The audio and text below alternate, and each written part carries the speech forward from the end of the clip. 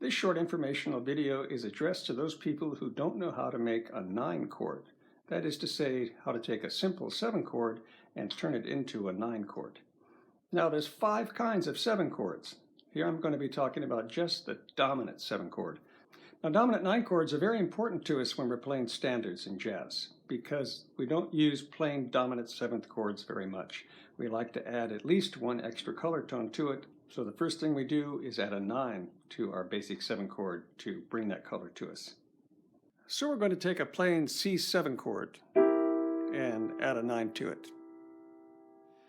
This chord is correctly called C dominant 7, but we can just call it C7 and we know that we're referring to a dominant 7 chord.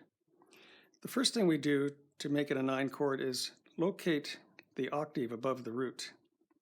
Our root is down here, number 1.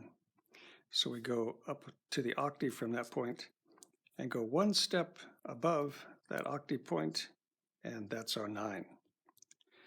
Now we have 1, 3, 5, 7, 9. The chord is too big to play with one hand. What we do is remove the root.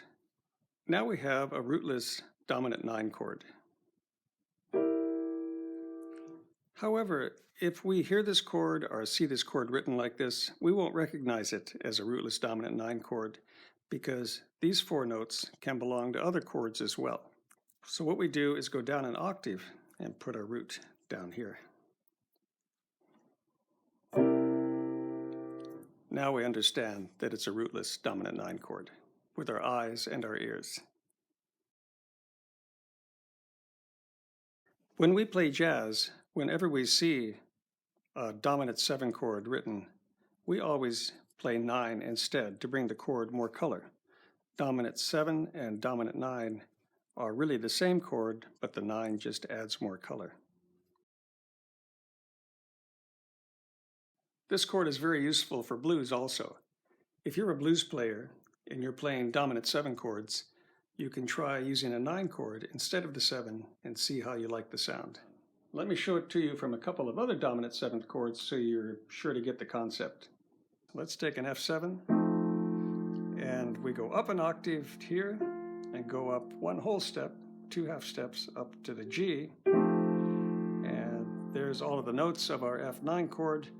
I'm going to let go of the root, of course, and play these 4 notes here and put the root down low.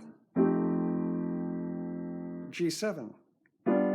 Here's G7. You're going to take the root note, put it up an octave, go up 2 half steps, 1 whole step, and there's the 5 notes of a G9 chord. So play the 4 notes there so it's rootless and put the root down here.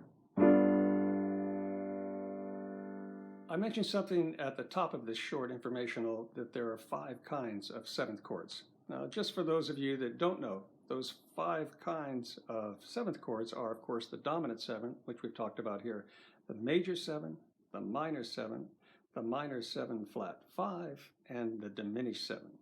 And we can add a 9 to all of them in the same way that we added the 9 to the dominant chord here. We just go up an octave and go up 1 step and put the 9 on the chord. They all sound just a little more jazzy when a 9 is added to their basic structure.